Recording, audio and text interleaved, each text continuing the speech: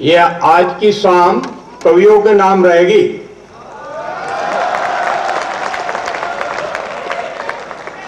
हमारे समक्ष हिंदुस्तान के जाने माने कवि इकट्ठे हुए हैं।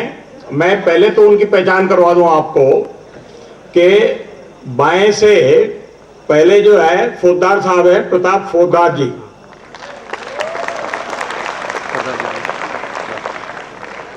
दूसरे नंबर पे पवन दीक्षित जी।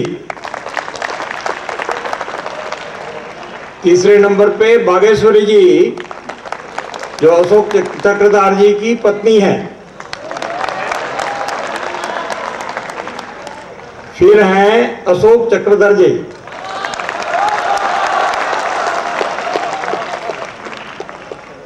उनके बगल में प्रीत गोविंद जी है। और लास्ट में बहुत जाने पहचाने ओम व्यास जी है जो उज्जैन से तशरीफ रखते हैं। अब समय बहुत हो गया है तो मैं कवियों को विनती करूंगा कि दीप प्रज्वलित करें।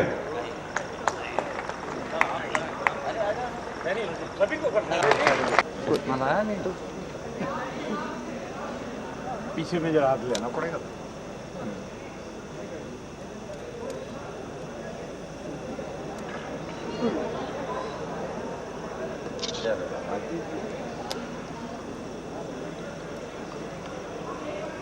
पीछे में साइड से करना।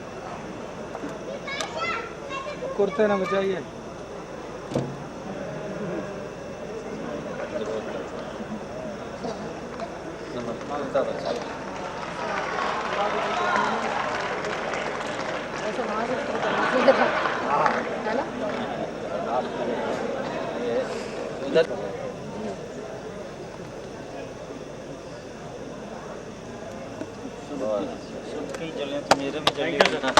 जल्दी जल्दी जल्दी बंद कर दो प्लीज।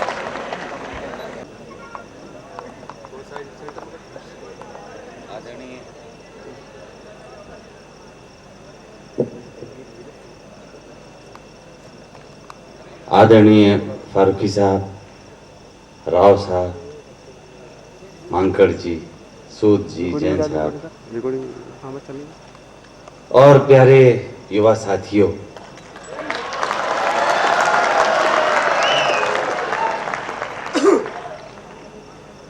अध्यापक वृंद और उनके परिवारीजन और एक बहुत छोटा सा बच्चा नन्हा सा जो मुझे दिखाई दिया, इस विराट प्रांगण में मैं उस सबसे नन्हे सदस्य को समर्पित करता हूं आज का एक कवि सम्मेलन, जिसकी किलकारियों से ये महान प्रांगण गूंज रहा है।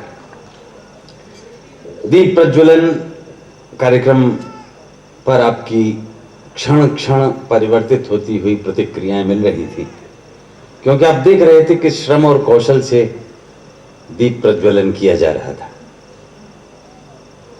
प्रीत गोविंद को अपने कुर्ते की चिंता रही होगी, क्योंकि एक लौ के ऊपर से लौ जलानी थी।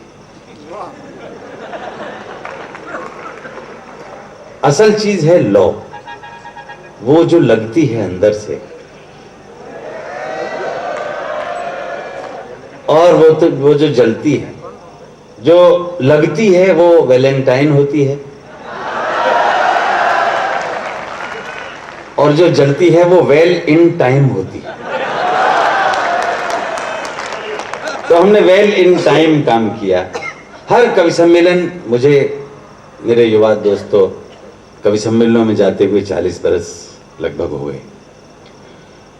लेकिन हर बार कुछ नया अनुभव, कुछ नई सी चीज हर कवि सम्मेलन में मेरे अनुभव में आती है। मैंने पहली बार ऐसे जंगल में मंगलमय कार्यक्रम का नजारा कर रहा हूं, जिसमें दूर दूर तक, सुदूर तक, न जाने कहां कहां तक ये ध्वनि जा रही है, क्योंकि बीच में कोई अवरोध नहीं है। और दूसरा अनुभव ये कि दीप प्रज्वलन जहां भी होता है, दीप शिखा, दीपदान रखा जाता है। हमने लाल किले से 15 अगस्त को प्रधानमंत्री को भाषण देखे हुए तो देखा है बुलेट प्रूफ,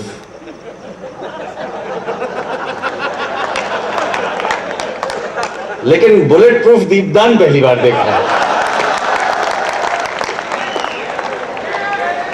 ये दरअसल इसलिए है क्योंकि इतने विराट और विशाल प्रांगण में अगर हवाएं चलें तो वो लो कहीं मध्यम न हो जाए, और ये मांकड़ जी का प्रयत्न है। आज उन्होंने पूरे परिसर में परिक्रमा लगा के यहां तक बताया कि ये जो है कद्दू हैं, हमने उगाए। कद्दू भी यहां उगते हैं, सब्जियां भी यहां बनती हैं। हमारे युवा मित्रों के लिए हॉस्टल इतने सारे बनाए हुए हैं, बालिकाओं के लिए एक भव्य हॉस्टल है, और भी बढ़ेंगे, चिंता न करो। क्योंकि जब तक बराबर का अनुपात नहीं होता तब तक शिक्षा भी समृद्ध उतनी नहीं होती। बालिकाओं को भी उतना ही अवसर मिलना चाहिए जितना बालकों को मिलता है। आपकी प्रसन्नताओं के विभिन्न कारण हो सकते हैं, लेकिन मेरा कारण एक है जो विभिन्न नहीं है बल्कि भिन्न है। और यहां अंक गणित के 70 विद्वान आए हुए हैं, उनका सेमिनार चल रहा है। गणितज्ञ बैठे हुए हैं, अंक गणित, बीज गणित और न जाने कितने कितने प्रकार के गणित, माइक्रो गणित, रेखा गणित। हमारे तो ओम व्यास इसलिए गणित में पारंगत हैं क्योंकि रेखा इनके पड़ोस में रहती थी। बस। और कवियों को अंक गणित इसलिए अच्छा लगता है क्योंकि अंक का एक अर्थ यह है कि तू अंक में समा जा, मेरे अंक में आ जा। सृष्टि बीज गणित पर चल रही है। गणित के बारे में मैं तो अनभिज्ञ हूं, मैं तो साहित्य का विद्यार्थी हूं। फारूकी साहब दाने अलीगढ़ विश्वविद्यालय में रहे और नोएडा के संस्थान को देखते हैं। जीवन के समीकरण गणित में मैं इतना मानता हूं कि 1 और 1 2 होता है सामान्य नर नारियों के लिए, 1 और 1 3 होता है व्यापारियों के लिए, 1 और 1 11 होता है सिद्धहस्तों के लिए, लेकिन 1 और 1 सिर्फ 1 होता है इश्क परस्तों के लिए। तो हमारी तो इश्क परस्तों वाली टेक है कि हर सवाल का जवाब एक है, हर प्रश्न का उत्तर एक है। वो है प्रेम, वो है आत्मीयता, वो है सौहार्द, वो है अपनापन, वो है मोहब्बत, जिसके आप सबके सब कुलपति। ये देश इस समय युवाओं की ऊर्जाओं का देश है। इतनी युवा शक्ति किसी देश के पास नहीं है, और उन युवाओं को बेहतर स्थितियां मिलें उसके लिए मैं प्रणाम करता हूं अपने बड़े भाई सरीखे श्री जयप्रकाश गौड़ जी को, जिन्होंने एक सपना पाला और सपने को साकार किया। सपना देखना सब जानते हैं, साकार कम लोग कर पाते हैं। उन्होंने हर सपने को साकार किया, और उनकी एक खूबी और है कि सपना जब साकार होता है, साकार हो जाता है, तो फिर से नया सपना गढ़ लेते हैं, फिर उसे साकार करने में जुट जाते हैं। सपना एक बार देखकर वे शांत नहीं बैठते, और शिक्षा और ज्ञान के प्रति उनका जो रुझान है वो प्रणम्य है। दोस्तों, इस अच्छी प्यारी सी कवि गोष्ठी की शुरुआत करते हैं। परिचय मांकड़ साहब ने सबका दिया ही है। उधर भी लाल है, इधर भी लाल है, उधर भी कमाल है, इधर भी कमाल है, उधर पगड़ी में है, इधर चोटी में है, और हास्य इनकी बोटी बोटी में है। सरदार फौजदार को आपने देखा होगा कि इसने भी दिखा दिया कि चलो मैं लाफ्टर चैलेंज को भी स्वीकार करता हूं। वैसे मूलतः कवि हैं, लेकिन वहां भी सेमी और फाइनल और रनर और किन किन स्थितियों को पार करते हुए शीर्ष पर जाने की प्रक्रिया में हैं। तो हंसाने का एक रिकॉर्ड कायम कर चुके हैं। एक बार जोरदार तालियां हमारे सरदार प्रताप सिंह फौजदार के लिए। दूसरे हैं श्री पवन दीक्षित। पवन दीक्षित एक गीतकार हैं और आपको जान के प्रसन्नता होगी कि अभी राजश्री प्रोडक्शंस ने इनके गीत को अपनी फिल्म के लिए लिया है। अमेरिका गए, वहां इन्होंने खूब गीत सुनाए, गजलें कहीं और महीने भर तक अमेरिका वासियों को, हमारे भारतवंशी जो वहां थे, उनको मुग्ध किया। एक फिल्म में अभिनय भी किया अन्नू कपूर के साथ। तो ऐसे पवन दीक्षित के लिए आपने बजाई थी, लेकिन एक बार और बजा दी। और तीसरी शख्सियत के बारे में तो मैं आपसे करबद्ध साष्टांग प्रणाम करते हुए निवेदन करूंगा कि उनका सम्मान आप बहुत अच्छी तरह से करिएगा, क्योंकि वे मेरी स्वामिनी है। कवि सम्मेलनों में जाती नहीं है, लेकिन जो व्यवस्था आदरणीय गौड़ साहब ने करी, उसमें एक सीट खाली आ रही थी हवाई जहाज में, तो मैंने निवेदन किया कि चलिए आप भी चलिए, और उन्होंने आना स्वीकार किया। आपने नाम सुना होगा आदरणीय श्री काका हाथरसी जी का। मेरा सौभाग्य है कि वे मेरे ससुर साहब थे और कविता के रूप में काका जी मुझे ये सौंप के गए। बागेश्वरी वहाँ दिल्ली विश्वविद्यालय में एक कॉलेज में पढ़ाती हैं हिंदी, डॉक्टर बागेश्वरी चक्रधर। खाली स्थान मेरा है, मैं वहीं पहुंच जाऊंगा। अशोक चक्रधर मेरा नाम है और मैं सिर्फ आपके लिए हूं।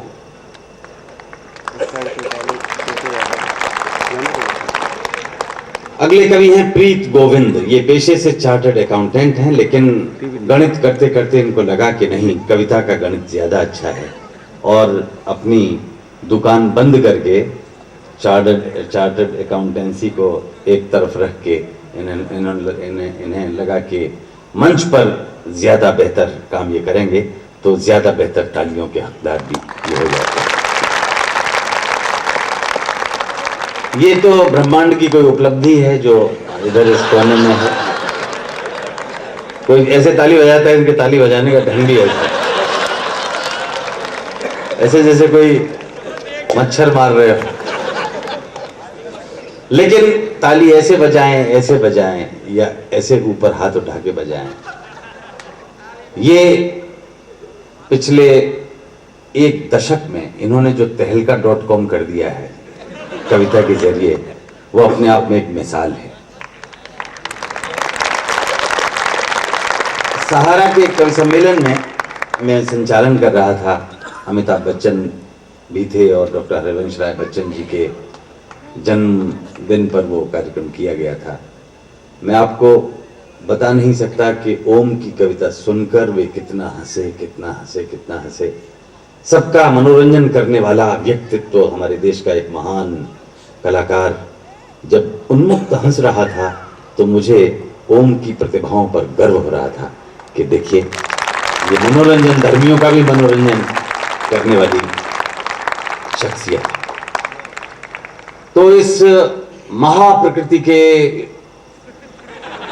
प्रांगण में, जहां आपको लगता होगा कि ये पेड़ जो आज इतना बड़ा है, कल और जल्दी से क्यों नहीं बड़ा हो जाता, हालांकि 2.5-3 साल के अंदर मांकड़ साहब ने और आप सब ने, राव साहब ने जो किया है, वो एक चमत्कार से कम नहीं है। और आगे आने वाले 3-4 वर्ष में तो हम वृक्षों की ऊंचाइयों के साथ साथ आप सबकी ऊंचाइयां भी देखेंगे कि इन्होंने यहाँ 3य वर्ष किया था और अब वो देखिए कितनी बड़ी कंपनी में काम कर रहे हैं। प्लेसमेंट के लिए कंपनियां यहाँ आएंगी और यहाँ गुना में आकर कई गुना क्षमता रखने वाले छात्रों को ले जाएंगी, ये मेरी सोच है। जब आपके संरक्षक इतने योग्य हों, फारूकी साहब जैसे विद्वान साथ हों, राव साहब जैसे महर्षि यहाँ पर आपके साथ हों, और निष्ठा हो, एक निष्ठा की आवश्यकता होती है शिक्षा में सदैव। मेरा एक छोटा सा गीत है कि श्रद्धा हो, भाव हो, ये मेरी समझ में नहीं आई कि ये हंसी क्यों आई। वो आगमन पर चीजें समझ में आती रहे तो अच्छा लगता है। श्रद्धा हो, भाव हो, सीखने का चाव हो तो धरती के कागज पे लकड़ी की कलम से हो सकती है चित्रकारी। अनुभव का लेना हो, अनुभव का देना हो, जीवन में शिक्षा में आपस का ये लेना देना हो, स्वार्थ कुछ अल्प हो, पक्का संकल्प हो तो सिर्फ ढाई आखर की हल्की सी छुअन से तर जाए शिक्षा हमारी। श्रद्धा हो, भाव हो, सीखने का चाव हो तो धरती के कागज पे लकड़ी की कलम से हो सकती है चित्रकारी। तो मैं शब्द की, वाणी की, अल्फाज की जितनी शक्तियां हैं उन सबको नमन करता हूं। अल्फाज के अब्बा मियां को आदाब बजाता हूं और वर्ड्स की वर्थ रखने वाले गॉड की प्रे करता हूं। माँ सरस्वती को नमन करता हूं और जैसी की परंपरा रहती है माँ सरस्वती की अधिष्ठापना यहाँ की गई, दीप प्रज्वलन हुआ। माँ वाणी की वंदना के साथ हम इस कार्यक्रम की शुभारंभना करते हैं और मैं डॉक्टर बागेश्वरी से कहूंगा कि एक सरस्वती वंदना से इस कार्यक्रम को प्रारंभ करें। डॉक्टर बागेश्वरी।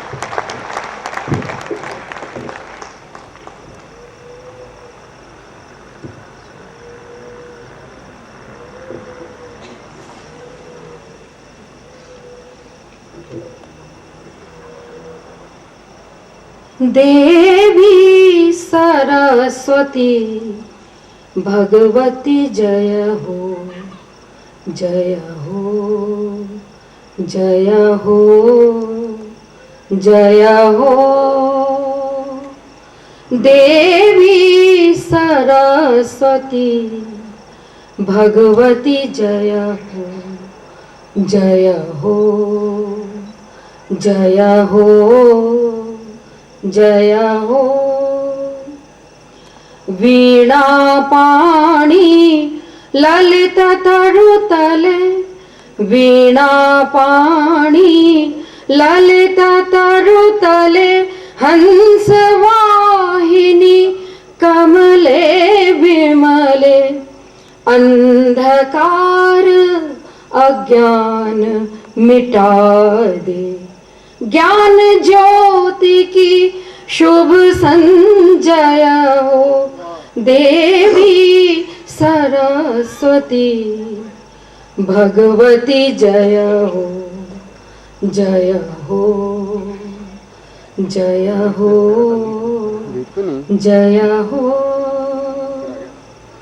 मनुज कर रहा करुणा क्रंदन, मनुज कर रहा करुणा क्रंदन। टूटा संबंधों का बंधन, संवेदन संचार करो माँ।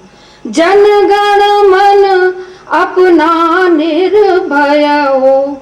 देवी सरस्वती भगवती जय हो, जय हो, जय हो, जय हो। देवनागरी अपनी हिंदी, देवनागरी अपनी हिंदी। भारत के माथे की बिंदी, चमके पूरे भूमंडल पर। निज संस्कृति का अरुणोदय हो। देवी सरस्वती भगवती जय हो, जय हो, जय हो, जय हो। काव्य और साहित्य आज का, काव्य और साहित्य आज का दर्पण दीपक हो समाज का। सफल करो माँ कृपा लुटाओ, कविता में हर मन तन्मय हो। देवी सरस्वती भगवती जय हो, जय हो, जय हो, जय हो।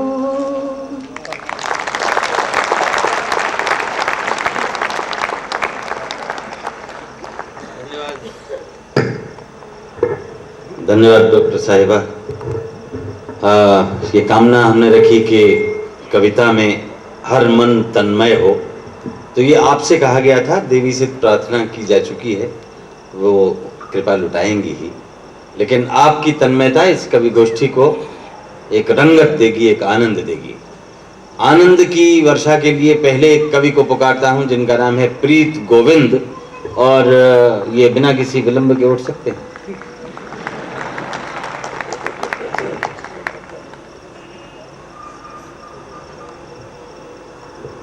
एक बार ताली वादन हो जाए।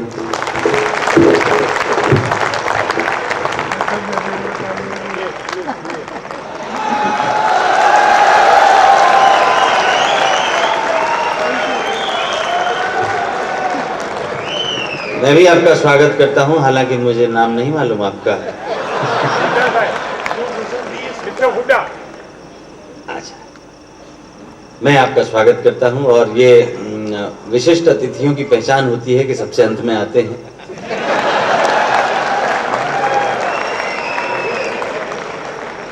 ये मुझसे कह रहे हैं कि विशिष्ट अतिथि होने के साथ साथ जो विलंब से आते हैं वो इस बात को जानते हैं कि 9/11 में वही लोग बचे थे जो देर से पहुंचे थे। लेकिन कविता आपको जीवन देगी और आनंद देगी। हाँ प्रीत, आज कविता करनी है तो पहले जरा तालियों की टेस्टिंग कर लूं।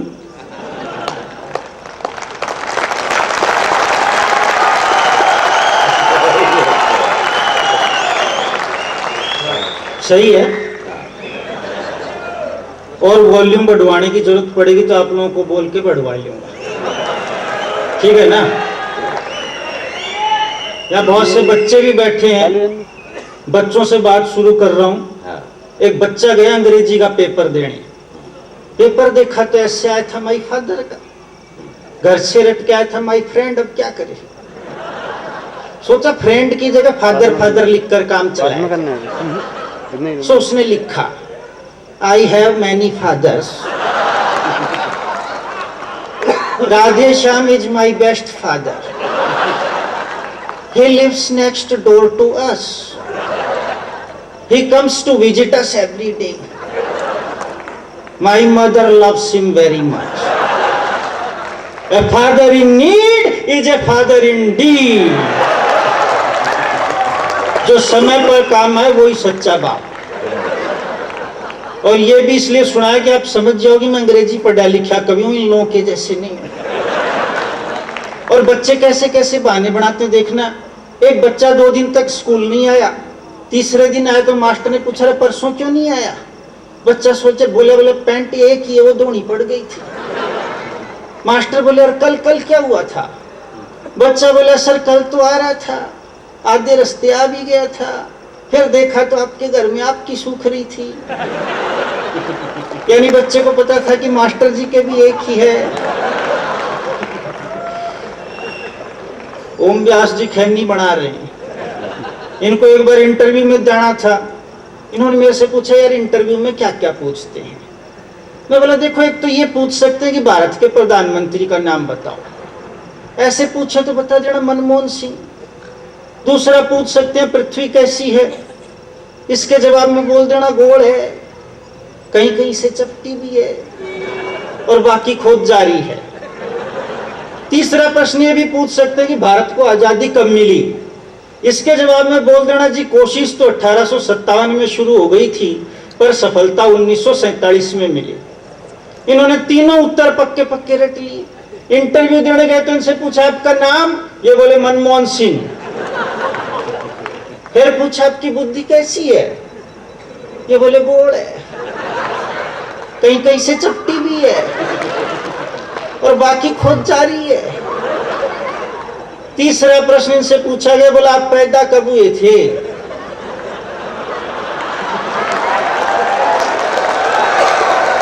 बहुत समझदार श्रोता है। ये बोले जी कोशिश तो 1857 में शुरू हो गई थी पर सफलता 1947 में मिली। भाई साहब पेट पर हाथ फेर रहे हैं, खाना नहीं खाया अभी शायद। एक बार एक किसान को हवाई जहाज से कहीं जाना पड़ा, एयर होस्टेस उसके लिए खाना लेकर आई तो किसान ने मना कर दी। उसने अपनी पोटली खोली और एक मिस्सी रोटी निकाल कर खाने लगा। एयर होस्टेस ने पूछा व्हाट इज दिस? किसान बोला दिस इज ब्रेड इंडिया। थोड़ी देर बाद एयर होस्टेस फिर उधर आई तो किसान गुड़ खा रहा था। एयर होस्टेस ने पूछा व्हाट इज दिस? किसान बोला दिस इज स्वीट इंडिया। तीसरी बार जब एयर होस्टेस फिर उधर से निकली तो किसान ने एक जोरदार डकार ली। एयर होस्टेस ने पूछा व्हाट इज दिस? किसान बोला दिस इज एयर इंडिया। भाई साहब को समझ में नहीं आया। और इस पे भी एक सुनाऊंगा। एक मद्रासी दिल्ली आया, उसे ना तो कहीं नौकरी मिली ना वो हिंदी सीख सका। मैंने उसे कहा देख तू आलू ही बेच लिया कर, इतनी हिंदी मैं तुझे सिखा देता हूं। मैंने उसे 3 वाक्य सिखाए।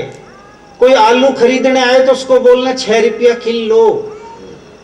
इसके बाद कोई पूछे कि भाई आलू तो ठीक है ना, तो बिल्कुल रिस्क मत लेना, उसको बोलना है भी नहीं भी। इसके बाद कुछ लोग तेरे आलू खरीद लेंगे, जो नहीं खरीदे उनको बोलना आप नहीं ले जाओगे तो कोई और ले जाएगा। मद्रासी ने 3 वाक्य सीख लिए और आलू बेचने लगा। एक दिन एक औरत उसके पास आई, बोली मैटरनिटी होम किधर है? मद्रासी बोले 6 रुपया किलो। औरत बोली तेरा दिमाग तो ठीक है। मद्रासी बोले है भी नहीं भी। औरत बोली साले को पकड़ के ले जाऊंगी जेल में। मद्रासी बोले आप नहीं ले जाओगे तो कोई और ले जाएगा। एक बार खुल के ताली बजाओ तो मैं आगे बात करूं। दोस्तों एक मेरा विनम्र निवेदन है, वो ये कि बहुत अच्छा लगता है उल्लास, हमारे अंदर का उच्छ्वास जो अचानक निकलता है प्रशंसा में और प्रसन्नता में। लेकिन ये सीटी जरा हमारे कवि सम्मेलन की परंपरा के थोड़ा सा आए बाएं हो जाती है, तो ये न करिए। बाकी तालियां बजाइए, वाह वाह करिए, या जो भी आपका मन करे करिए। धन्यवाद। मैं ओम व्यास तो कह रहे हैं तालियां कुछ घटाओ, इतनी ठीक नहीं है। तो एक बात बता दूं कि घटाना तो अपने को आता ही नहीं है। बचपन में मास्टर ही घटाना नहीं सिखा सका। एक आदमी को मैं रोज कमरा बंद करके कविता सुनाता था। धीरे धीरे उसने तालियां बजानी घटा दी। मैंने साले को 4थी मंजिल से धक्का दे दिया। अब आप लोग बताओ कि आप लोग भी घटाओगे क्या तालियां बजाना? हैं? नहीं तो फिर जोर से बजाओ ना। हाँ, अभी मैं आपसे कह रहा था कि बचपन में मास्टर ही घटाना नहीं सिखा सका, तो वो किस्सा भी आपको सुनाई देता हूं। मास्टर बोलता 32 में से 18 घटा। अब घटाने बैठो तो 2 में से 8 जाता नहीं। मास्टर समझाता बगल वाले से उधार ले ले। मैं कहता मास्टर जी बगल वाला मुझे उधार देगा नहीं, उससे अपनी पटती नहीं है। आप कहो तो उसके बगल वाले से ले आओ, उसे छोड़कर जिससे कहो उससे ला दूं। बाकी सबसे अपने संबंध फर्स्ट क्लास है। और ये बात भी अपन तो मास्टर को खुश करने के लिए कहते। अपनी खोपड़ी में तो ये नहीं घुसता कि मास्टर उधार लिए जा रही, से चुकाने की तो बात ही नहीं। मान लो कि बाद में चुकाएगा तो साले की तनख्वाह कितनी है? लेकर तो आजकल लखपति करोड़पति नहीं देते। मास्टर की क्या औकात, तभी पड़ती मुझे मास्टर की जोरदार लात। गधा कहीं का। मैं फिर सोचता गधा कौन, जो लात खा रहा है वो या जो लात मार रहा है वो?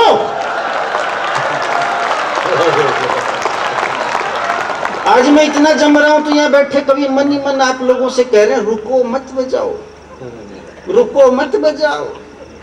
मैं भी आपसे ही कहना चाह रहा हूं रुको मत बजाओ।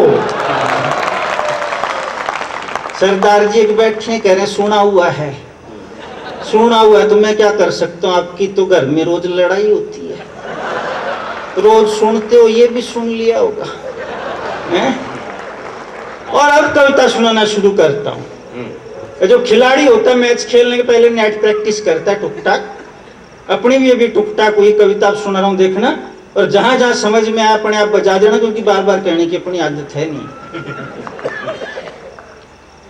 अभी पीछे गुजरात में तूफान चल रहा था तो दूरदर्शन पे एक दृश्य देखा, एक मुसलमान का झोपड़ा गिरा पड़ा था और वो उसी वक्त चलते तूफान में खंबा उठाकर उसे फिर से खड़ा करने की कोशिश कर रहा था। ये दृश्य मेरे दिल को छू गया और मैंने 2 पंक्तियां लिखी, सारे देश में पढ़ी, सबका मुझे प्रेम मिला, स्नेह मिला, शायद आपका भी मिले। देखिएगा, दृश्य है कि झोपड़ा गिरा पड़ा है, तूफान चल रहा है और मुसलमान उसे उठाने की कोशिश चलते तूफान में कर रहा है। तब ये पंक्तियां लिखी कि फिर से खड़ा झोपड़ा करने, फिर से खड़ा झोपड़ा करने, फिर से खड़ा झोपड़ा करने, खंबा उठा रहा है शेख और तूफान तेरी ताकत देखी, अब तू मेरी ताकत देख, अब तू मेरी ताकत देख, अब तू मेरी ताकत देख। 2 पंक्तियां अपनी देशभक्ति पे पढ़ना चाहता हूं और एक बात बता दूं कि कवि का कुछ भी व्यक्तिगत नहीं होता, सब कुछ सामुदायिक होता है, सामाजिक होता है। मेरी देशभक्ति यानी आप सबकी देशभक्ति पंक्तियां देखिएगा कि जिस दिन वायु थम जाएगी, जिस दिन वायु थम जाएगी पत्ता भी ना हिला करेगा, जिस दिन वायु थम जाएगी पत्ता भी ना हिला करेगा, मेरी सांसें चला करेंगी, मेरा तिरंगा उड़ा करेगा, मेरी सांसें चला करेंगी, मेरा तिरंगा उड़ा करेगा, मेरी सांसें चला करेंगी, मेरा तिरंगा उड़ा करेगा। 2 पंक्तियां अपनी तकदीर पे, अपने नसीब पे, और एक बार फिर से कहूंगा कि मेरी तकदीर यानी आप सबकी तकदीर और मेरा नसीब यानी आप सबका नसीब। कि मेरी पूजा जब परवान चढ़ी, मेरी पूजा जब परवान चढ़ी, भगवान ने तब वरदान दिया, मेरी पूजा जब परवान चढ़ी, भगवान ने तब वरदान दिया, और जो सारे जहां से अच्छा था मुझे देश वो हिंदुस्तान दिया, मुझे देश वो हिंदुस्तान दिया, मुझे देश वो हिंदुस्तान दिया। दुनिया की हर चीज में कोई ना कोई कमी है, बुराई है, खोट है, दोष है, लेकिन एक चीज ऐसी है जिसमें कोई कमी नहीं, कोई बुराई नहीं, कोई खोट नहीं, कोई दोष नहीं। पंक्तियां देखना और अगर मन को छू जाए तो मुझे बताना कि सूरज में आग है तो धरती में भाग, कई सागर में झाग, अभिमान भरा शक्ति में। सूरज में आग है तो धरती में भाग, कई सागर में झाग, अभिमान भरा शक्ति में। चंदन में सांप है तो कुंदन में पाप, रहा अग्नि में ताप और शाप है आसक्ति में। मोतियों में छेद, पांचों उंगली में भेद सदा, प्रेम में विच्छेद, वासना है अनुरक्ति में। और चंद्रमा में चोट है तो तारों में तचोट, किंतु कोई खोट नहीं है हमारी देशभक्ति में, कोई खोट नहीं है हमारी देशभक्ति में, कोई खोट नहीं है हमारी देशभक्ति में। पुरानी पीढ़ी के लोग आज की पीढ़ी को नाकारा समझते हैं, वो सोचते हैं नौजवान बेकार हैं, नालायक हैं, किसी काम के नहीं हैं। लेकिन मैं आज नौजवानों के समर्थन में 4 पंक्तियां पढ़ना चाहता हूं और जितने भी नौजवान यहां उपस्थित हैं उन सबके समर्थन के साथ पढ़ना चाहता हूं। देखिएगा कि मुझको पता है और कहता हूं तुझसे भी मेरे नौजवानों के लिए न अफसोस ला, मुझको पता है और कहता हूं तुझसे भी मेरे नौजवानों के लिए न अफसोस ला। Dating, waiting, dance, disco, dinner, drink, सच मानो यह तो है इनका ढकोसला। मन में आक्रोश भी है, नयन में रोश भी है, जोश भी है, होश भी है, इनमें है हौसला। और देख लेना सीमा से जो एक भी आवाज आई, छोड़कर चले जाएंगे पंछी घोंसला, छोड़कर चले जाएंगे पंछी घोंसला, छोड़कर चले जाएंगे पंछी घोंसला। तालियां बजाई रहे तो 4 पंक्तियां और देखना कि नदियों पहाड़ों पे है हक इस धरती का, चांदों सितारों पर हक आसमान का। नदियों पहाड़ों पे है हक इस धरती का, चांदों सितारों पर हक आसमान का। छाओं ऋतुओं का हक, फूलों पे तितलियों पे, दिन और रात पर हक दिन मान का। चिड़ियों का हक जैसे घोंसलों के तिनकों पे, माँ के आंचल पे हक माँ की संतान का। और एक बार पूछे या 1000 बार पूछे कोई, कश्मीर पे है हक मेरे हिंदुस्तान का, कश्मीर पे है हक मेरे हिंदुस्तान का, कश्मीर पे है हक मेरे हिंदुस्तान का। ओम भाई कह रहे हैं कि देशभक्ति की बातें करते हो, देशभक्ति के दर्शन कराओ तो जाने। आप सबको पता मित्रों की देशभक्ति को देखा नहीं जा सकता, दिखाया नहीं जा सकता, लेकिन ये कवि इस चैलेंज को भी स्वीकार करता, देशभक्ति को देखना। कि दिल में हमारे देश प्रेम का ही दरिया है, जरा भी हवा बहे तो यह लहराएगा। दिल में हमारे देश प्रेम का ही दरिया है, जरा भी हवा बहे तो यह लहराएगा। पछुआ चकोरे जब मारेंगे टकोरे, तब होले होले ही ये में यही चिकोले खाएगा।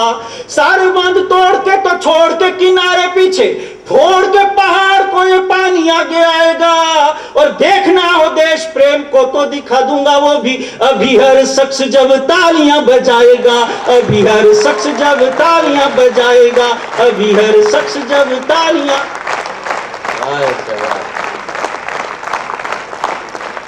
धन्यवाद। जुगनू और सितारे, ये दोनों हिंदी साहित्य के बहुत ही प्रसिद्ध प्रतीक हैं, प्रतिमान हैं। इन्हीं दोनों प्रतीकों के माध्यम से देश के गर्व को, राष्ट्र के गौरव को गाने की कोशिश कर रहा हूं। देखिएगा कि नेहरू, पटेल, पंत, गोखले और मालवीय, कोई किसी से भी कम नहीं है ईमान में। नेहरू, पटेल, पंत, गोखले और मालवीय, कोई किसी से भी कम नहीं है ईमान में। अबुल कलाम, बाबा साहब, लाजपत राय, किसको कहेंगे छोटा इज्जत में मान में। रूस और अमेरिका सहित सारे देश देते गांधी और सुभाष को सैल्यूट सम्मान में। और इतने तो दुनिया में जुगनू भी कहीं नहीं, जितने सितारे हैं हमारे आसमान में। जितने सितारे हैं हमारे आसमान में, जितने सितारे हैं हमारे आसमान में। कोई व्यक्ति जब सिपाही बनता मित्रों, तो वो अकेला सिपाही नहीं बनता, उसके साथ साथ उसका पूरा परिवार भी देश का सिपाही बन जाता है। इसी बात का एहसास दिलाने के लिए मैंने 4 पंक्तियां लिखी है। एक बार मुझे एक सिपाही के साथ मिलने का, उसके परिवार के साथ मिलने का सौभाग्य प्राप्त हुआ। सिपाही 18 महीनों से देश की सीमा पर ही तैनात था। उसकी अनुपस्थिति में उसके परिवार ने मुझे जो कुछ भी वह कहा, वही मैंने इन पंक्तियों में लिखा। और इसीलिए मैं चाहता हूं कि अगर इन पंक्तियों पर तालियां बजे तो मेरी कविता के लिए नहीं, सिपाही के उस परिवार के सम्मान में बजे। देखिएगा जब मैं उसके घर में घुसा तो क्या क्या हुआ। घर में घुसा तो तोते ने जय हिंद कहा और गीत गाए देशभक्ति वाले किसी ड्रामा के। घर में घुसा तो तोते ने जय हिंद कहा और गीत गाए देशभक्ति वाले किसी ड्रामा के। हाथ में खिलौना देना चाहा बच्चे को तो बोला अंदर तमंचे धरे दिए हुए मामा के। पति के बारे में जब पत्नी से पूछा तो बोली चाहे कहीं पर रहे हो तो शाम शामा के। और बाप ने सेना को 4 बेटे दिए थे, वो बोला देश के लिए है 4 चावल सुदामा के। देश के लिए है 4 चावल सुदामा के। देश के लिए है 4 चावल सुदामा के। मैंने एक फौजी की जिंदगी को 4 पंक्तियों में बांधने की कोशिश की मित्रों। वैष्णो देवी के यहाँ जाते हैं तो एक भजन गाते हुए जाते हैं। इस भजन की एक पंक्ति का प्रयोग भी मैंने इस छंद में किया है। किस तरह से किया उस पर आपका आशीर्वाद चाहूंगा, ध्यान चाहूंगा, प्रेम चाहूंगा। कि 3 साल बाद फौजी छुट्टी लेके घर आया, घुसते ही देहरी में रेडियो घर आया है। 3 साल बाद फौजी छुट्टी लेके घर आया, घुसते ही देहरी में रेडियो घर आया है। कपड़े उतार खूंटी पे टांगे तो न्यूज मिली सीमा पे बैरी ने कुछ उधम मचाया है। रोटी की थाली पे अभी बैठा भी नहीं था पूरा, पता चला इसी वक्त उसे बुलवाया है। और थाली छोड़ बीच में ही उसने सामान बांधा, माता ने बुलाया है चलो बुलावा आया है। माता ने बुलाया है चलो बुलावा आया है। माता ने बुलाया है चलो बुलावा आया है। मैं ब्राह्मण परिवार से हूं मित्रों, लेकिन अपनी भारत माता के लिए, अपनी माँ के लिए, अपनी जननी के लिए कुछ भी कर सकता हूं और कुछ भी बन सकता हूं। पंक्तियां देखना कि हिंदू और मुसलमान दोनों को खिलाऊं लड्डू, भरने मिठास पे शक्कर हलवाई का। हिंदू और मुसलमान दोनों को खिलाऊं लड्डू, भरने मिठास पे शक्कर हलवाई का। बाबुओं की कॉलर से भ्रष्टाचार छुड़ा दूं, मैं धोबी बन के करूंगा काम भी धुलाई का। उस्तुराले हाथ में मैं मूंडूंगा कुरीतियों को, काम करने में हर्ज नहीं मुझे नाई का। और माँ के आंचल को छुएगा वो हाथ काट दूंगा, ब्राह्मण होकर काम करूंगा कसाई का। ब्राह्मण होकर काम करूंगा कसाई का।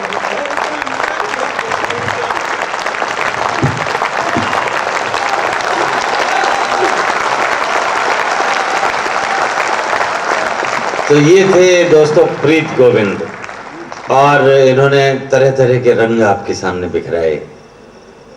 कसाई कर्म तक के लिए साईं तैयार है। लेकिन मैं ये समझता हूं कि इस सब की नौबत आएगी नहीं प्रीत, क्योंकि प्रीत बढ़ रही है। और अब तो पूरा पश्चिमी जगत हमसे त्रस्त है कि कहीं ये सारी शक्तियां एक न हो जाएं। और वो दिन आने वाला है जब मोहब्बत से सीमाएं टूट जाएंगी और किसी युद्ध की हमें जरूरत नहीं पड़ेगी। युद्ध अगर होंगे तो उस पार होंगे, एशिया में नहीं होंगे, हमारे आसपास नहीं होंगे, क्योंकि समझदारी बढ़ रही। मैं बताता हूं, अभी क्रिकेट मैच चल रहा है। आज की घटना तो ये हुई कि इतनी प्रीत बढ़ी दो भाइयों की कि एक ने पिस्तौल चला दी, और हम उनकी स्वास्थ्य की शुभकामना करते हैं, वो ठीक हों। लेकिन गलत समय पर अगर आक्रोश आ जाए तो उसके परिणाम भी गलत होते हैं। हमारा पड़ोसी देश भी हमारे भाई की तरह है, लेकिन अगर आवेश में आ जाए और गोलियां चला बैठे, हमारा लीवर खराब कर दे, हमारी आंतों को फाड़ दे, तो तू कसाई बन जाना, मुझे कोई परवाह नहीं है। लेकिन इसकी नौबत नहीं आएगी, इसकी नौबत नहीं आएगी। अभी बुश साहब आए, बड़े प्रसन्न, और हम सन्न के पता नहीं क्या करेंगे, लेकिन उन्होंने जिस अंदाज में हाथ फिराया मनमोहन जी के कंधे पे, हाथ मिलाया, आत्मीयता से गले लगाया, तो छोड़ा ही नहीं। तो मुझे लगा कहीं इनके अंदर तीसरी राधा तो जन्म नहीं ले रही। राधा तत्व आप जानते हो, जब शक्ति के सर्वोच्च शिखर पर हम पहुंच जाते हैं तो अचानक बर्फ पिघलने लगती है और हम बड़े कोमल और नाजुक हो जाते हैं। जैसे यूपी का वो पांडा, जिसके पास क्या कुछ नहीं था, ताकत का चरमोत्कर्ष उसके पास था, लेकिन पिघला पिघला तो वो राधा बन गई। तो मुझे लगा कि बुश भी कहीं यहां से खुश खुश लौट रहे हैं। ऐसा ना हो कि वो तीसरी राधा बनने के बाद में बुशी बुशी हो जाए और नथ पहन लें, लिपस्टिक लगाने लगे, और अमेरिका लौटे तो भारत का प्रेम तत्व लेके जाएं, प्रीत तत्व लेके जाएं। अब युद्धों की आवश्यकता नहीं है, ये सबकी समझ में आ गया है। लेकिन हमारा देश, हमारा भारतवर्ष, मैं इतना कहूंगा कि पहला विश्व युद्ध हुआ था, हम पर कोई चिंगारी नहीं आई। दूसरा हुआ, हम महफूज रहे। अगर तीसरा होगा या होने की प्रस्तावना लिख रहा है या कभी होने की नौबत आई, तो आपको जानकर यह हर्ष होगा कि जो चीज बचेगी उसका नाम भारतवर्ष होगा। इसलिए होगा क्योंकि हमारे पास जीवन मूल्य है, हमारे पास प्रेम है, हमारे पास प्रीत है, हमारे पास गोविंद है। वो बैग कहाँ लंबा वाला? तो मैं अब बुला रहा हूं एक प्रताप को। लंबा वाला। प्रीत और गोविंद के बाद प्रताप का प्रताप देखिए, और नाम भी फौजदार, तो उसके तो पूरे नाम में ही वीर रस है। लेकिन वो हास्य और वीर और ऐसे धीर मन वाला कवि है जो कई सारी योग्यताओं से संपन्न है। सरदार है, पहली योग्यता। कवि है, दूसरी योग्यता, और ब्रजभाषा में कविताएं लिखता है, ये तीसरी योग्यता। अंग्रेजी जानता है, चौथी योग्यता, और पांचवी तो परम विशेष है कि आगरा में रहता है। तो इस कविता के ताजमहल को आपके सामने साकार करता हूं। और अब मैं बिल्कुल नहीं कहूंगा आपसे तालियां बजाने के लिए, क्योंकि बहुत कहा जा चुका है। आपका जब स्वयं मन करे और आपको लगे तो आप कवि को ऊर्जा दें, कवि का समर्थन करें और उसे प्रोत्साहित करें। तो एक बार प्रोत्साहित कर दीजिए जरा।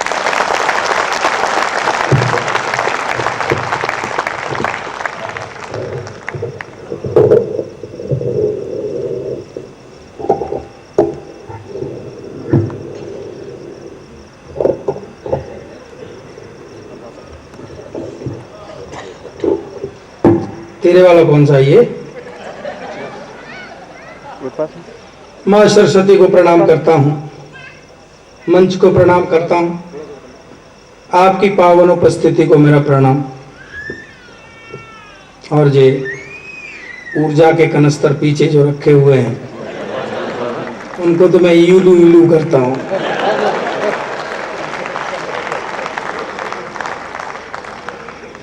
अच्छी शुरुआत हुई है, श्रद्धेय विराजमान हैं, कुछ बच्चे भी हैं, खेल रहे हैं इधर। आदरणीय भाभी जी से कहूंगा थोड़ी देर के लिए चुप करा लें। वैसे मैं जानता हूं बच्चे को चुप कराना बड़ा कठिन काम है, लेकिन जब आप ठान लेती हैं तो बच्चे का बाप भी चुप हो जाता है।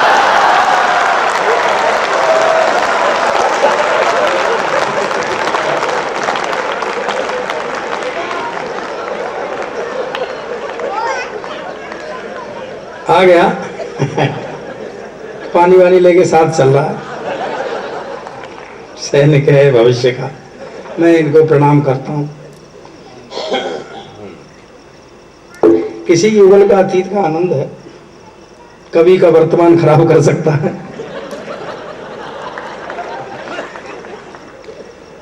भाई प्रीत बहुत अच्छी अच्छी चीजें पढ़ रहा था, देशभक्ति के गीत पढ़ रहा था, नीचे से पैर कांप रहे थे।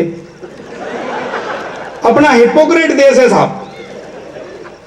अब ये कह रहा सैनिक बन जाऊंगा, मेरे को छेड़ रहा था। अब यार ये देश है, अब अभी स्कूटर वाला ट्रक वाले से पंगा ले रहा है। इसका चैसी से अलाउ करता है मुझसे पंगा लेने का?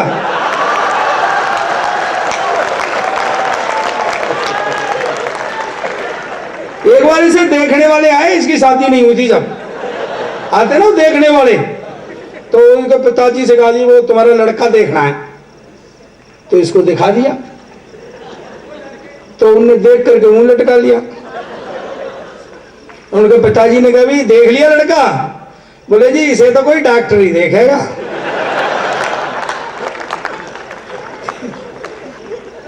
वैसे ही पंगा ले रहा है, मेरे से पंगा भारी पड़ता है। हाँ आजा, तू भी आजा।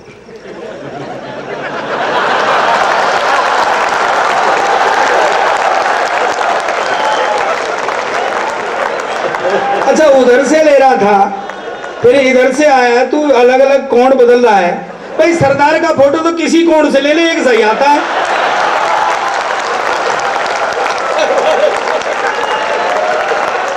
और सच बात तो यह किसी भी सरदार का ले ले, एक सही आता है।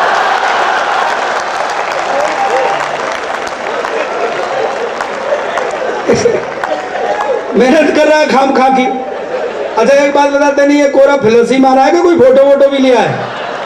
नहीं है, आजकल सरदारों को ऐसे ही बहकाया जा रहा है साहब।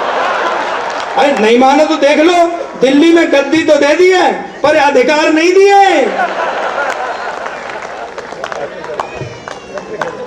चलिए मैं थोड़ा सा आपका मनोरंजन करूंगा। यहाँ विभिन्न प्रकार के लोग बैठे हुए हैं, मंच को मैंने प्रणाम। गुरु बैठा हुआ है, मेरी तरफ घूर के देख रहा है। ये महाकाल की नगरी से आते हैं। रियली मैं तो इनको बहुत प्रणाम करता हूँ। वो कह रहा था मैं ब्राह्मण का बेटा हूँ, अब यहाँ तो मुझे छोड़ करके सब ऐसे ही नजर आ रहे हैं मुझे तो। नहीं हाँ, वो भी ब्राह्मण, ये भी ब्राह्मण, ये भी ब्राह्मण। अच्छा इसके, ये मेरा बहुत अच्छा दोस्त है, लेकिन ये खाता ही खाता, खिलाता कुछ नहीं है। इसके यहाँ बनवे ट्रैफिक है। एक दिन मैं सोच करके चला गया, मैंने आज इसका खाना ही खाना है। तो मैं घर पे पहुंचा इसके, तो मुझसे बोला पानी वानी पी के आया है कि नहीं? मैं तू पानी की बात कर रहा, मुझे आज खाना है। तो उसे बोला नाश्ता करेगा? मैं करा दे। तो मुझे बाजार में ले गया, गरम गरम जलेबियां बन रही थी। हलवाई से बोला दे दे 250 ग्राम। मैंने कहा ये नाश्ता कराने आया, मैंने भी पीछे से कह दी दे दे 250 ग्राम। इसने खा के फिर कह दी दे दे 250 ग्राम। मैंने भी पीछे से कह दी दे दे 250 ग्राम। लेकिन ये तो खा के चलता बना। मैंने हलवाई को इशारा किया, हलवाई ने कहा भाई साहब पैसे पैसे। तो साहब झूठ बोलेगा, बोले पैसे तो मैंने दे दिए। हलवाई ने कहा क्या झूठ बोलते भाई साहब, पैसे नहीं? पैसे मैंने दे दिए। लोग इकट्ठे हो गए, लोगों ने कहा क्या बात है? बोले जी इन्हें जलेबी खाई, पैसे नहीं देता। बोले नहीं पैसे मैंने दे दिए। देख वो चिप्पी वाला नोट है ना 50 का, वो मैंने दिया है। हलवाई बोला क्यों झूठ बोलते हो भाई साहब, ये सरदार जी भी आए, आप भी आए, आपको जलेबी दी, सरदार जी को भी दी, आप तो खा के चलते बने, आपने पैसे कहाँ दिए? गुरु मैंने कहा ये तो मेरे ऊपर आ रही है।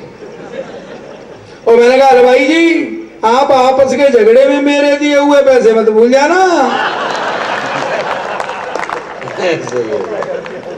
हलवाई ने सोचा ये सरदार तो इसका भी गुरु निकला, लेकिन अब वो मेरी मना नहीं कर सकता था, क्योंकि लोग कहते हलवाई बेईमान है। बोला नहीं सरदार जी आपने तो दे दिए, पर इसने ही नहीं दिए।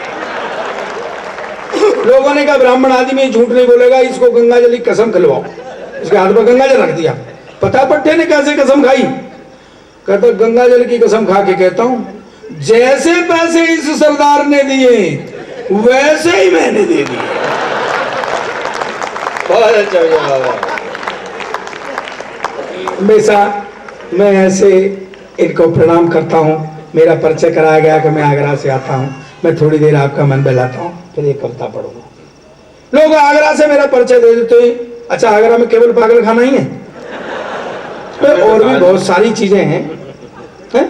आगरे का ताजमहल लोग 7 समंदर पार से देखने के लिए आते हैं, और आगरे का पेठा मीठा सुंदर बढ़िया होता है, और आगरे के जूते का तो जवाब ही नहीं है भाई साहब, लेकिन उसका नाम नहीं लेता पट्टा को। चलिए थोड़ी देर में आपको आगरा ले चलता हूँ।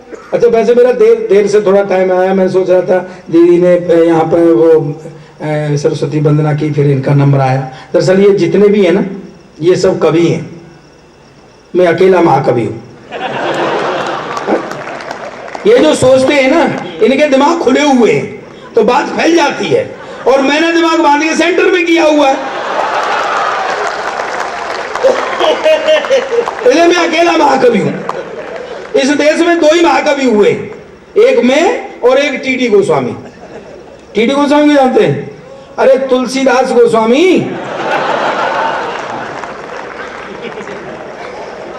कल परसों की बात है साहब, मैं ताजमहल के सामने खड़ा हुआ था, एक अंग्रेज आया। अच्छा बड़ी बड़ी दूर से कार्टून आते हैं,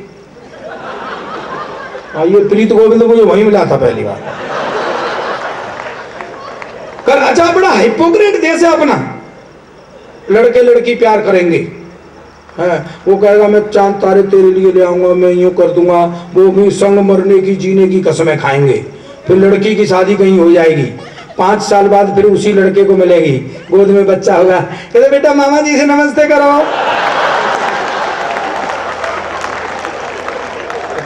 अपना देश बड़ा हिपोक्रेट देश है। अच्छा कल परसों की बात है, मैं ताजमहल के सामने खड़ा हुआ था, एक अंग्रेज आया, कभी ताजमहल देखे, कभी सीधा हो जाए, कभी कोण बनाए, कभी घुटने टेक दे। थोड़ी देर तो मैं देखता रहा, फिर मेरे से रहा नहीं गया। मैंने कहा भाई तू क्या कर रहा है? कह रहा सरदार जी मैं ताजमहल देखता। तो मैं कहा ताजमहल देखना तो ढंग से देख, ऐसे कैसे देख रहा है? बोले तुमको पता नहीं है मैं सिविल इंजीनियर है, ऐसा ताजमहल बनवाएगा। मैं तेरा बाप भी बनवा ले ऐसा ताजमहल, ये शाहजहां ने मुमताज महल के लिए बनवाया था, कोई नहीं बनवा सकता। बोले तुमको पता नहीं मैं सिविल इंजीनियर है, ऐसा ताजमहल बनवाएगा। मैंने कहा तू नहीं बनवा पाएगा। बोले तुमको पता नहीं मैं ए क्लास इंजीनियर है, ऐसा ताजमहल जरूर बनवाएगा। मैंने कहा तू नहीं बनवा पाएगा। बोला तुमको पता नहीं मैं यूरोप का ए क्लास इंजीनियर है, ऐसा ताजमहल जरूर बनवाएगा। तो मैंने कहा बेटा तू ताजमहल तो बनवाएगा, पर पहले ये बता गाड़ने के लिए मुमताज कहां से लाएगा? बोला यार ये तो हमने सोचा ही नहीं था। तो मैंने कहा अब सोच ले। तो मेरे सामने हाथ जोड़ करके खड़ा हो गया, बोला गुरु तुम्हारा देश तो बड़ा जुगाड़ू है ना। मैंने कहा तेरा मतलब क्या है? बोले नहीं नहीं मैं तो इसलिए बोलता कि तुम्हारे यहाँ तो तुम्हारा अटल बिहारी वाजपेयी का सरकार भी जुगाड़ से ही चलता था। मैंने कहा तू सरकार की बात कर रहा है, अटल बिहारी वाजपेयी खुद जुगाड़ से चल रहा है यार।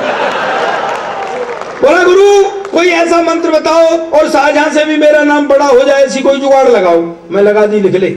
सबसे पहले तू ताजमहल का सुदृढ़ ढांचा बनवा ले, और हमारे ताजमहल में तो मकराना का पत्थर लगा हुआ है, तू उसमें इटालियन मार्बल लगवा दे। इसके बाद उसमें हीरे पन्ने मोती और माणिक जड़वा दे। और शाहजहां ने तो अपनी बीवी मरी हुई गड़वाई थी।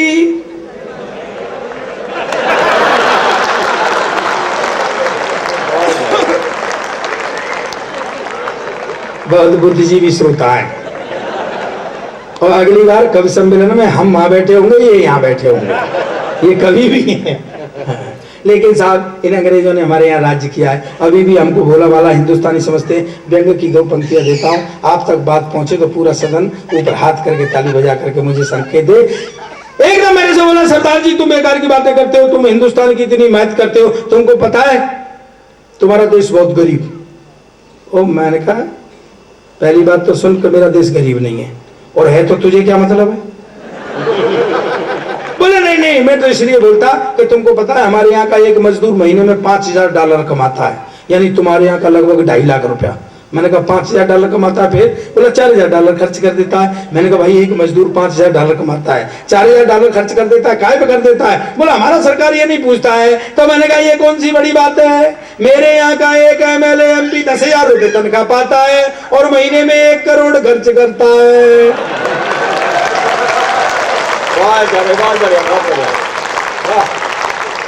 तो उचट गया, बोले वाट 10,000 रुपये तनख्वाह 1 करोड़ खर्च करता कहां से लाता? मैंने कहा हमारी भी सरकार नहीं पूछती है।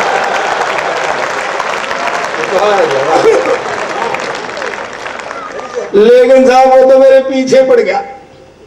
मुझसे बोला सरदार जी तो बेकार की बातें करते हो, हिंदुस्तान की इतनी हिमायत करते हो, तुम हिंदुस्तान के बारे में क्या जानते हो? झंडा गाड़ रहा हूँ साहब। हाँ।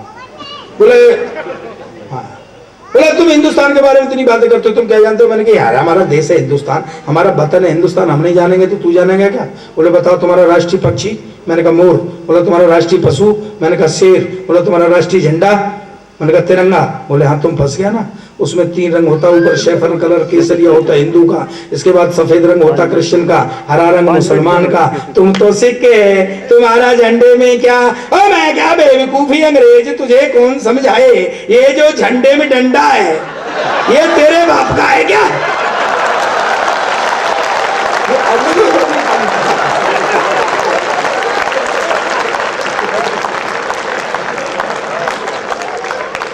लेकिन वो तो मेरे पीछे ही पड़ गया।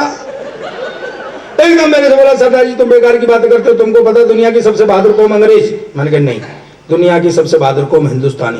बोला तुमको पता नहीं है, अंग्रेज लड़ाइयों में ज्यादा शहीद हुआ है इसलिए अंग्रेज ज्यादा बहादुर है। मैंने कहा नहीं, हिंदुस्तानी ज्यादा शहीद हुए हैं। बोला अंग्रेज? मैंने कहा हिंदुस्तानी। बोला अंग्रेज? मैंने कहा हिंदुस्तानी। ये काका जी के जमाने का मैटर है साहब। मैंने कहा हिंदुस्तानी।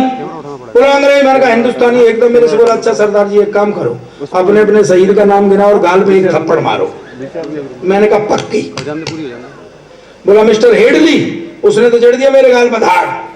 मैंने कहा शहीद ऊधम सिंह? मैंने भी ठोकी कान के नीचे ताड़। बोला मिस्टर डी बेलारा? उसने फिर दिया मेरे गाल पे। मैंने कहा शहीद भगत सिंह? मैंने फिर ठोकी कान के नीचे ताड़। बोला मिस्टर ड्रैंकलिन? Mister Franklin? उसने 2 इकट्ठे मारे मेरे गाल पे।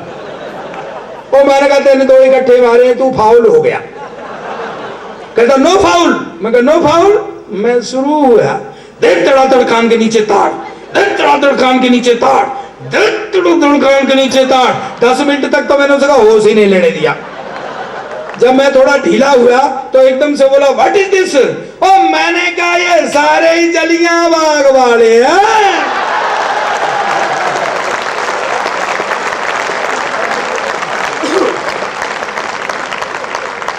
लीजिए मैं इस अंग्रेज को विदा कर देता हूँ और कविता सुना देता हूँ, टाइम हो गया पूरा। हाँ मैं ज्यादा बुद्धिजीवियों की तरह से रगड़ूंगा नहीं।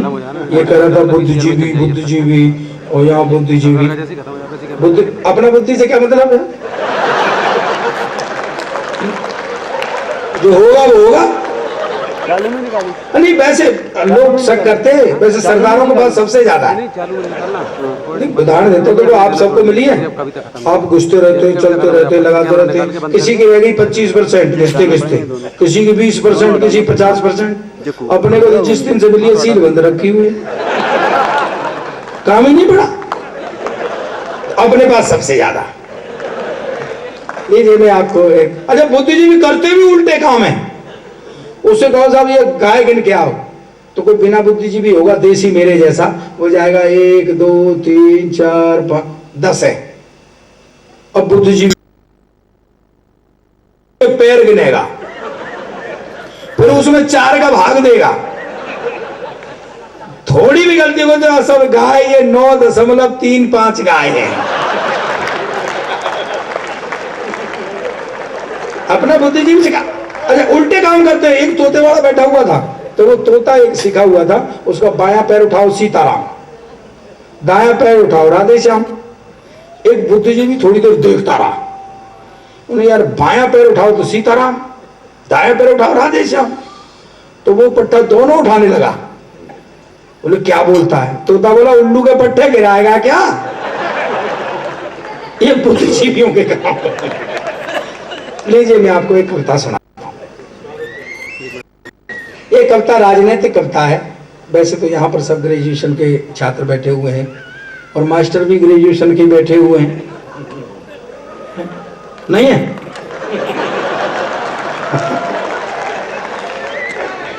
मास्टर को तो मेरा तो बेटा बहुत बदमाश है, लेकिन मैं अब उसको सोया रहने देता हूँ, टाइम नहीं है। हाँ हाँ हाँ अगली बार उठाऊंगा। और क्यों करता हूँ, एक छोटी सी टिप्पणी करता हूँ। एक बार की बात है, ऐसे ही कविता के मंच पर आदरणीय नेहरू जी और आदरणीय रामधारी सिंह दिनकर जी चढ़ रहे थे। चढ़ते हुए नेहरू जी के पैर